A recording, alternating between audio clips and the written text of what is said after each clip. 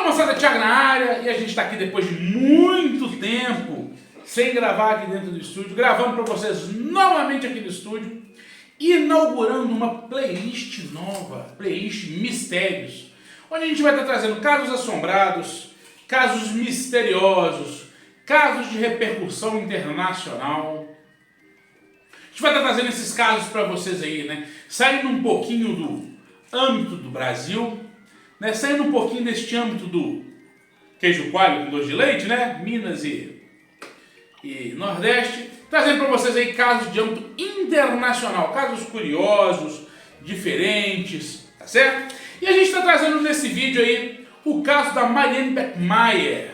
Marianne Beckmeyer foi a mulher que entrou no tribunal armada e o executor da sua filha. Beleza? A gente vai trazer esse caso para vocês aí. Antes de a gente dar prosseguimento no vídeo, trazer o caso para vocês, eu vou pedir para que vocês não deixem de se inscrever no canal, dar o joinha de vocês aí, comentem aí embaixo se vocês conhecem o caso da Marianne, se não conhecem, se já ouviram falar deste caso, se nunca ouviram falar, outros casos nesta linha que vocês querem que a gente traga. Comentem aí embaixo, não deixem de ativar o sininho, faça um gordinho feliz, tá bom? Que ajuda a gente a trazer mais vídeos e mais casos para vocês.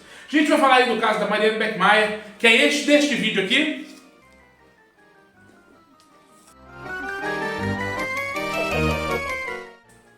Como é a gente depois da vinhetinha aí? Bom, moçada, Thiago na área, e a gente vai falar aí do caso da Marianne Beckmeyer. Marianne Beckmeyer nasceu no dia 3 de junho de 1950, na cidade de Sardes, na Alemanha, no distrito de Rio de Janeiro. Os pais da Marianne eram da Prússia Oriental. A Prússia Oriental era um distrito do Reino da Prússia, tá certo? Só uma curiosidade geopolítica para vocês aí, né? O Reino da Prússia, né, ele é abolido em 1932, tá certo? Mas oficialmente ele acaba em 1947. Os pais da Marianne eram do Reino da Prússia, né? E o pai da Marianne era militar, né? Ele participou aí da divisão de Stutafel, né? Que era uma divisão do partido nazista. Ele era militar, né? Da Stutafel, né? Então ele mudou para essa cidade, né? E ele teve a Marianne lá nessa cidade, e ele era um pai muito rígido. Primeiro era um fundamentalista religioso, segundo era um militar nazista e muito rígido. Por causa da rigidez do pai da Marianne, os pais dela acabaram se divorciando, tá certo? E aí viveu a mãe, a Marianne e os outros filhos, tá? Um pouco tempo depois a mãe da Marianne se casou novamente, tá certo? E com 16 anos a Marianne engravida, arranja um namoradinho e ela engravida deste namoradinho, tá certo? Ela tem esse neném, ela tem esse bebê, mas ela não tem condição de criar esse bebê, a família também não aceita, né? O namorado não quer nem saber, abandona ela e o neném, então ela põe esse neném para adoção. Logo após ela pôr esse neném para adoção, ela engravidar e pôr esse neném para adoção, ela tem alguns conflitos dentro da casa dela, da família dela, e a família dela põe ela para fora de casa, ela é expulsa de casa. Ela vai viver a vida dela, fazendo alguns trabalhos, alguns bicos, etc e tal. E com 18 anos ela engravida novamente. E do mesmo jeito que foi a gravidez dos 16 anos, ela com 18 anos também tem um neném e bota o neném para adoção porque ela, né, não tem condição de criar o neném sozinha, né? E o namorado também abandonou ela e o neném, e essa, né? E aí, logo depois dela ter dado a luz, colocado o neném para adoção, ela é numa boate uma discoteca, uma boate lá na cidade da Alemanha, tá? Então ela já começa a ter já tinha uma vida, teve uma infância complicada por causa de um pai extremamente rígido, né? Depois teve essa gravidez com 16 anos, esse abandono, foi expulsa de casa, teve essa outra gravidez, foi expulsa de casa e agora sofre um abuso, né? Então ela tem uma vida muito complicada. Em 1970, ela está com 20 anos de idade e ela começa a trabalhar num pub na cidade de Lübeck, no norte da Alemanha. E ela entra para esse pub para trabalhar como garçonete, trabalha um tempo como garçonete, daqui a pouco ela começa a ajudar na administração, daqui a pouco ela está administrando o pub, ela é tipo uma gerente do pub, né? E então ela assume meio que a gerência do pub, tem uma condição de vida um pouquinho melhor, está conseguindo se manter melhor, etc e tal. Arranja um outro namoradinho e em 1973 ela engravidou novamente, tá? Só que dessa vez ela resolve ficar com a criança. Ela resolve criar essa criança e ela tem uma menina. E ela deu o nome para a menina de Ana. Ela criou essa menina sozinha, teve complicações aí para criar essa menina, porque mais uma vez, né, o namorado dela lá abandonou ela, abandonou a criança, né, não quis saber, então ela criou a Ana sozinha, né, com dificuldade, teve muitas complicações para criar essa menina sozinha, mas logo depois que ela tem a Ana ela faz uma cirurgia para não engravidar mais. Já viu que era muito complicado ter filhos, né, principalmente década de 70, a gente está falando aí do período do fim da Guerra Fria, né, essa confusão toda. A Alemanha era uma Alemanha dividida ainda na época, né, a Alemanha sofrendo ainda, né, as consequências da guerra, então ela tem muita dificuldade, então ela resolve não ter mais filhos. Quando a Ana está com 7 anos, isso, né, em 1980, no dia 5 de maio de 1980, ela e a Ana têm uma discussãozinha porque a Ana não quer ir para a escola. Que a Ana queria ir para casa de um amiguinho e a Ana discute, aí ela resolve deixar a Ana ir para casa do amiguinho e ela vai para casa desse amiguinho e é sequestrada por um homem no caminho. Há um adendo nessa história aí, que é a questão do seguinte: alguns historiadores, alguns jornalistas falam que a Ana queria ir para casa de um amiguinho de escola e ela foi sequestrada no meio do caminho. Outros jornalistas e historiadores falam que ela foi para casa de um vizinho, que era vizinho da Ana e da Mariana, que era o vizinho delas, que tinha muitos gatos e ela gostava de brincar com os gatos, então ela resolveu ir para casa desse vizinho, né? E aí é uma história um pouco mais coerente, porque aí se entende a Mariana deixar ele para casa do vizinho, né? Porque inclusive cuidava da criança enquanto ela estava trabalhando. E ela foi para casa desse vizinho, ou foi para casa do amiguinho e foi sequestrada por esse vizinho. Esse vizinho chamava Klaus Grabowski. Ele era um açougueiro de 35 anos, tá certo? Esse Klaus Grabowski, ele tinha algumas características físicas, que primeiro era a barba, tinha uma barba muito bem feita, uma barba muito bonita, muito bem feita, e ele era careca, mas cabeludo, era um capireca, né? Tinha calvície aqui, mas tinha o cabelo na parte de baixo, tá? Vamos fazer um adendo aqui para contar um pouquinho da história desse Klaus Grabowski. O Klaus é um açougueiro de 35 anos e ele já tinha sido condenado por algumas vezes por crimes com crianças, tá? Ele foi acusado algumas vezes desses crimes, teve 2 condenações, cumpriu prisão 2 vezes por causa desse tipo de crime. E na segunda prisão dele, quando ele estava cumprindo a segunda pena dele, exatamente por esse tipo de crime, né, ele sofreu uma castração química voluntária, tá? É muito controverso também falar que a castração química dele é voluntária por 2 motivos. O primeiro deles é que a Alemanha, na época, punia as pessoas que cometiam esse tipo de crime, principalmente com crianças, ela punia com a castração química mesmo.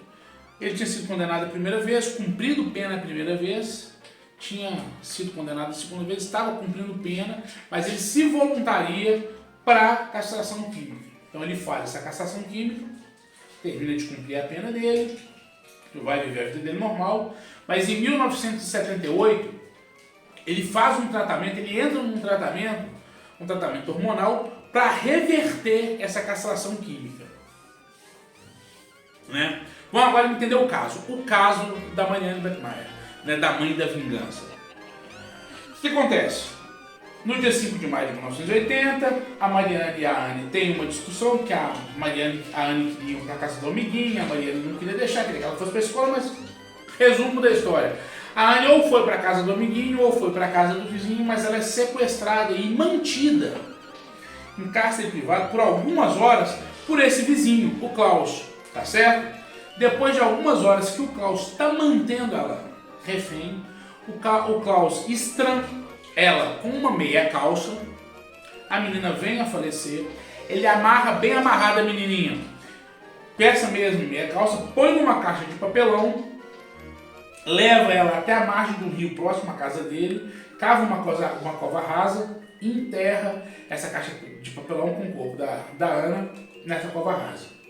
Volta para casa, encontra a namorada e conta para a namorada que ele fez isso. A namorada dele fica meio horrorizada, liga para a polícia e denuncia ele para a polícia.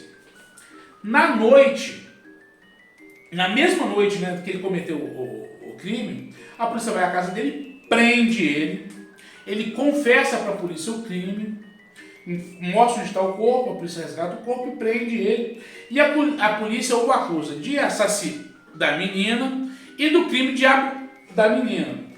Ele, no depoimento, fala que ele não cometeu o ato com a menina, né?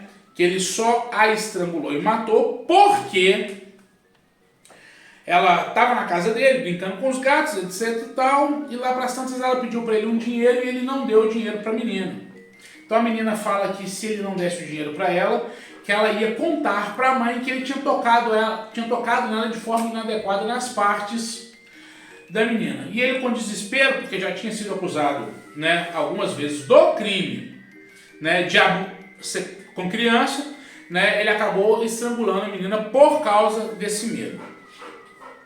É muito controverso, a polícia não acredita muito nesse depoimento dele, e a polícia continua, né, levando na vertente do abuso com criança, exatamente porque ele já tinha um histórico disso, tá? Ele já tinha esse histórico. Mas a polícia ficou meio na dúvida, e o caso também deixa a gente meio na dúvida. Até hoje a gente não sabe, né, se ele cometeu mesmo com a criança ou só o assassinato com a criança. O julgamento do Klaus começou no dia 3 de março de 1981. Ele ficou preso até o dia 3 de março de 1981 e aí começou o julgamento dele.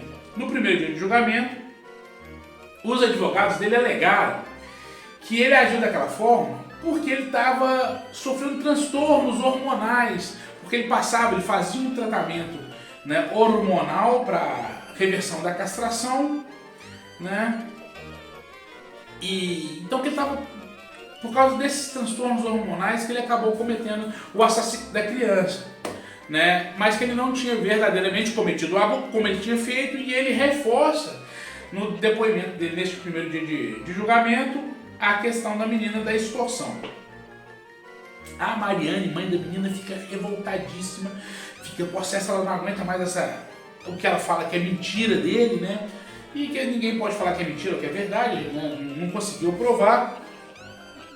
E no terceiro dia de julgamento, dia 6 de março, a Mariane escondeu, ela pôs algumas roupas largas e ela escondeu dentro da roupa uma pistola semiautomática compacta, com calibre 22. Escondeu a pistola dentro da roupa, entrou no tribunal e disparou 8 tiros em cima do Klaus. Desses 8 tiros, 7 pegaram e ele faleceu na hora. Esse vídeo aqui, ó.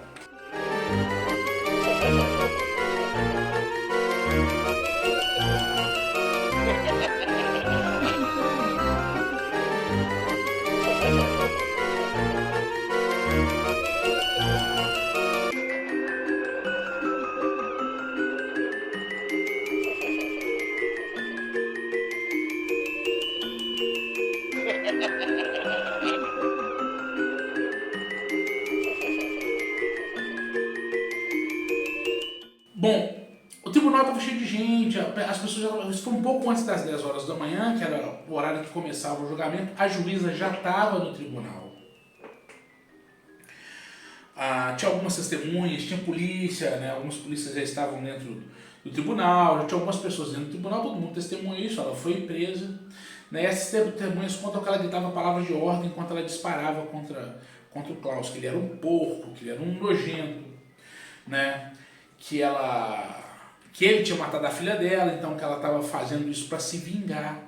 E ela gritava que ela queria ter tirado no rosto dele, mas que só deu para tirar nas costas, que ela esperava que ele estivesse morto, então ela é presa, detida. E a mídia ficou empolvorosa com o caso, e a mídia toda se interessou, a mídia da Alemanha se interessou nessa história, logo a mídia mundial estava se interessando nessa história, um monte de gente indo para o Beck para cobrir a história, e a prisão da Mariane, aquela coisa toda, né?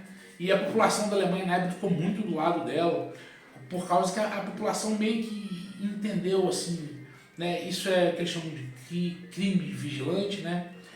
E ela virou um símbolo, inclusive, a Marianne virou um símbolo, inclusive, desses crimes vigilantes, esse amigo todo em cima dela, e a história acontecendo. E uma revista, a revista Stern, que era uma revista alemã, comprou a história dela por 20 mil marcos alemães, que dá em torno hoje de 700, 750 mil reais, né? E ela usou esse dinheiro, esses marcos alemães, para cobrir os gastos do julgamento.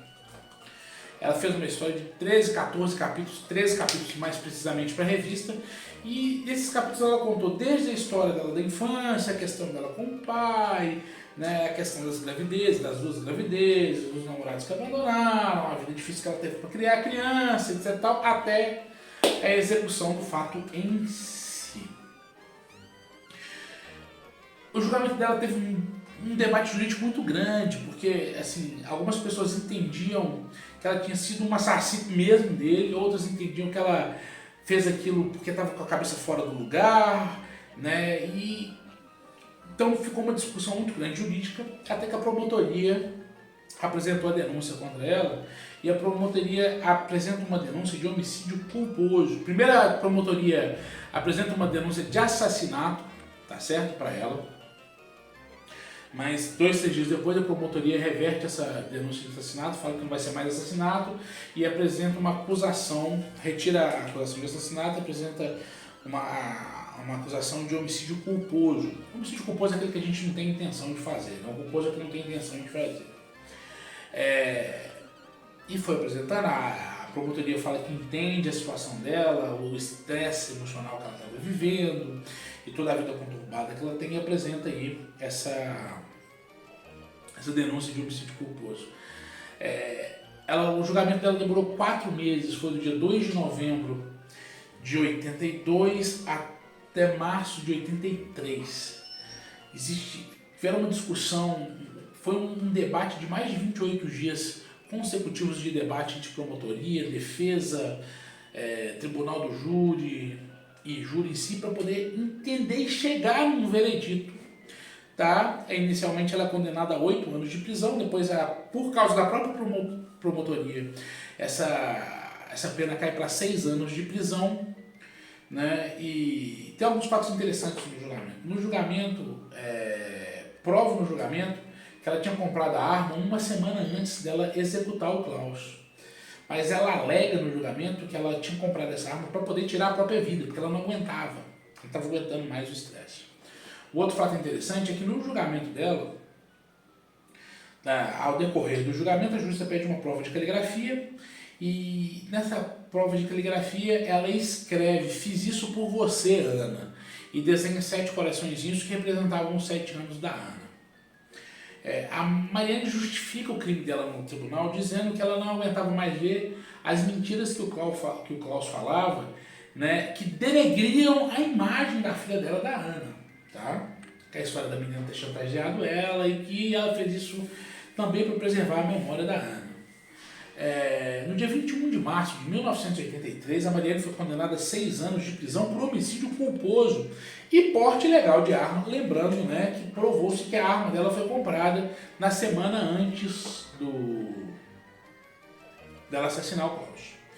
A Marianne virou um símbolo, né, primeiro da frustração da população alemã na época, com a explosão de crimes que vinha acontecendo. A gente está falando da Alemanha pós-guerra, o mundo conturbado, Guerra Fria, Alemanha pós-guerra ali, e a criminalidade estava aumentando muito na Alemanha. Primeiro que a Marianne vira um símbolo aí da frustração da população. A população ficou muito dividida, alguns concordaram, grande massa da população alemã achava que a pena dela foi muito extensa, que ela não precisava de cumprir isso tudo, que entendia a situação dela. Uma outra parte da população mais conservadora achava que a pena foi branda, e essa situação, mas a grande população da Alemanha apoiava ela, vira esse símbolo. E é interessante porque a agência de jornalismo alemã, né, fala que o caso da Marianne Beckmayer foi o caso mais espetacular da justiça vigilante da história da Alemanha pós-guerra. Ela virou um símbolo aí dessas mães, né, que se vingam aí pelo assassinato dos filhos. Ela é chamada de Mãe da Vingança, a história dela é Mãe da Vingança, você consegue encontrar essa história, né, pela internet aí, pelo Mãe da Vingança. A Mariane cumpriu 3 anos de prisão. Ela foi liberta em 1985, em junho de 1985, ela é liberta depois de ter cumprido 3 anos de prisão, com alegação de risco de suicídio. Tá? Então a defesa dela entrou com esse argumento do tribunal, e o tribunal liberou ela. No mesmo ano de 1995, ela conheceu um professor e se casou com esse professor em 1985 mesmo.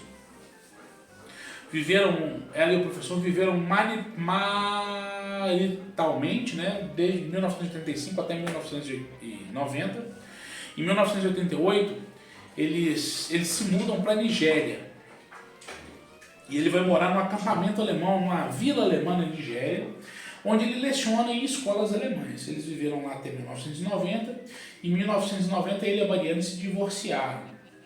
E depois do divórcio, em 1990, a Mariane resolve ir para Sicília, na Itália. Ela vai para Sicília, na Itália, ela está com algumas dores, está com alguns problemas de saúde, e ela faz alguns exames na Sicília e descobre, ela é diagnosticada lá, descobre que ela está com câncer no pâncreas. Depois que ela tem o diagnóstico de câncer no pâncreas, ela retorna para a Alemanha. E ela volta a morar na Alemanha, né? Mas ainda assim, de vez em quando tinha um assédio da imprensa, etc. E tal. Dia 21 de setembro de 1995, ela vai para um talk show, um programa de entrevistas. E nesse talk show ela fala, ela declara, nesse talk show, né, quando se pergunta sobre o caso, ela fala que ela passou um tempo analisando os fatos antes de assassinar o Klaus, né, mas que ela fez isso para garantir que ele não espalhasse mais mentiras sobre a filha dela, não, né, difamasse a memória da filha dela, e que ela teria que ter certeza que a justiça teria sido feita depois que ela assassinasse o Klaus.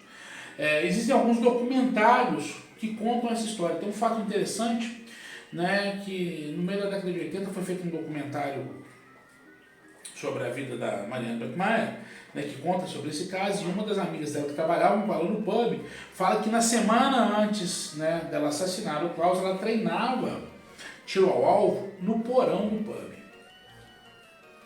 A Mariane foi diagnosticada com câncer de pâncreas, né, ela foi para esse talk show, e depois ela se internou, porque ela estava para falecer. Nos últimos dias de vida dela, ela convidou um jornalista alemão, né, de uma revista alemã, e pediu para ele acompanhar os últimos dias dela, filmando, fazendo um documentário dos últimos dias de vida da Mariane. Ela faleceu no dia 17 de setembro de 1996, com 46 anos. Foi vítima do câncer de pâncreas.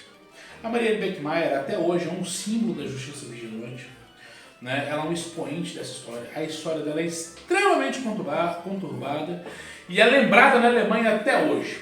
Beleza? Bom, moçada, se vocês tiverem gostado desse vídeo, não deixe de se inscrever no canal, não deixe de dar o joinha, comentem embaixo o que vocês acharam da história, se conheciam, se não conheciam, se tem outros personagens dessa história que vocês sabem, que a gente devia ter citado e não citamos neste vídeo, né? Se faltou alguma informação, comentem embaixo, não deixem de comentar não. Se tiverem outras histórias que vocês querem que a gente traga, comentem embaixo que a gente vai trazer pra vocês. Beleza, moçada? Não deixe de se inscrever no canal, não deixe de dar o joinha pra gente fazer o gordinho feliz. Divulga esse vídeo para mais pessoas. Esse vídeo da história da Mariane é muito legal. Ele tem todo um ar de justiça vigilante. Divulga no grupo da família, no grupo da escola, no grupo dos amigos, no grupo do trabalho. Ajuda o gordinho a dominar o mundo. Beleza, moçada? Tamo junto, moçada. Até a próxima.